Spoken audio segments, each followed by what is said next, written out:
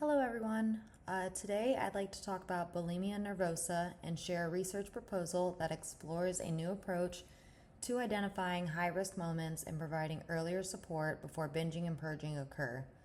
This topic is personal to me because I struggled with bulimia in my early 20s, and that experience made me want to understand what contributes to the disorder, why recovery can be so difficult, and whether recognizing the warning signs earlier could lead to more effective intervention. Imagine you're a college student having an incredibly stressful day. You turn to food for comfort and end up eating much more than you intended. For a brief moment, binge eating may provide a sense of relief, but almost immediately afterward, guilt and shame take over. To try to undo what happened, a person may vomit, fast, overexercise, or use laxatives. This is the cycle of bulimia nervosa. It's a serious eating disorder that affects both physical and mental health.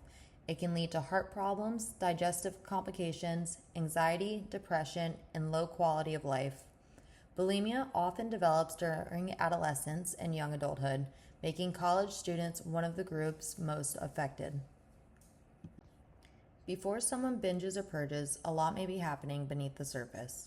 Stress levels may rise, negative thoughts about body image and feelings of shame may become more intense, food cravings may grow stronger, while the brain's reward system may make highly palatable foods seem even more appealing. At the same time, appearance-focused social media may reinforce those negative thoughts and emotions. Together, these biological, physiological, and environmental factors may interact in ways that increase the urge to binge or purge. The problem is that most treatments for bulimia begin after binging and purging have already become an established cycle. While we know many of the biological, physiological, and environmental factors involved, we still don't fully understand how they interact in the moments leading up to the binging and purging. Without understanding those critical moments, it's difficult to recognize when someone may need support before harmful behaviors occur. If we can better understand what happens in the moments before, are we better equipped to help? Could recognizing those high-risk moments allow us to intervene before the cycle continues? I often think back to something from my own recovery. An ex-boyfriend once placed a sticky note on the inside of the toilet lid that said, "You don't have to do this." It was a small gesture, but seeing that message during a high-risk moment made me pause. It reminded me that sometimes even a brief moment of support can interrupt an automatic cycle. That experience made me wonder whether timely support delivered when someone is most vulnerable could help others too. Based on what we already know, and just as importantly, what we still don't know, my research asked two questions. First, can stress, shame, body dysfunction, appearance-focused social media exposure, and food cravings help us identify when someone is approaching a high-risk moment for binging and purging? Second, if we identify those high-risk moments, can providing real-time support reduce those urges before harmful behaviors occur? To answer those questions, I wanted to approach bulimia from different perspectives. One possible explanation comes from evolutionary medicine. Thousands of years ago, humans evolved in environments where high-calorie food was difficult to find. Because food was scarce, our brains developed reward systems that encouraged us to eat whenever those foods became available. Today, we live in a very different environment. Highly processed, calorie-dense foods are available almost everywhere, making those reward systems easier to activate than before. At the same time, our social environment has also changed. Appearance-focused social media constantly exposes us to unrealistic body ideals, creating pressure to be thin while we are surrounded by foods our brains are naturally drawn to. Our biology evolved for one environment, but we now live in another. Scientists call this evolutionary mismatch.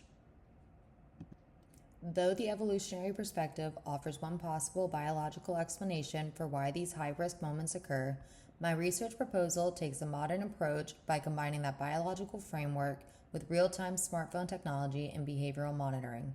Instead of waiting until binging and purging have already become an established pattern, my proposal focuses on identifying high-risk moments before those behaviors occur and providing support when it may have the greatest impact.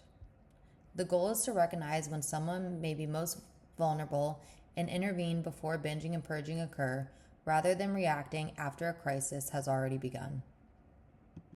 To test this proposal, I would conduct an 18-month randomized pilot study with college students who score above the cutoff on a validated eating disorder screening questionnaire.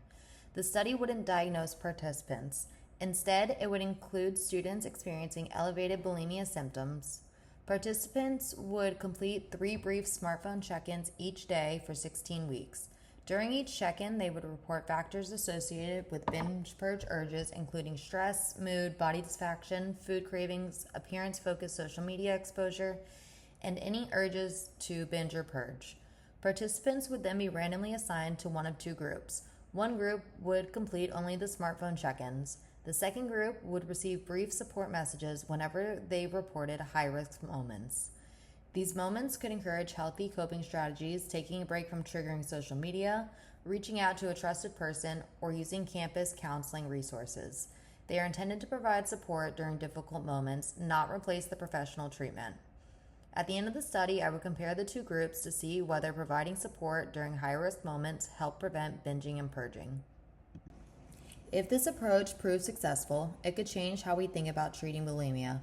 Rather than waiting until binging and purging have already become an established pattern, we may have an opportunity to intervene earlier and reduce repeated binge-purge behaviors. Even one successful intervention has the potential to change the course of recovery, and that's why this research matters. Breaking the cycle creates opportunities for earlier intervention, and earlier intervention has the potential to improve long-term outcomes. Bulimia affects far more than eating habits. It can have serious consequences for both physical and mental health, impacting relationships, academic success, and overall quality of life. If this approach is successful, it could improve access to timely support for people who may not have immediate access to specialized treatment.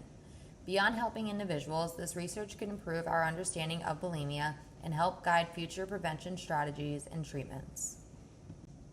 Looking back on my own experience and building on what we already know while exploring the questions that remain unanswered, I hope this research advances our understandings of bulimia and helps identify opportunities for earlier intervention.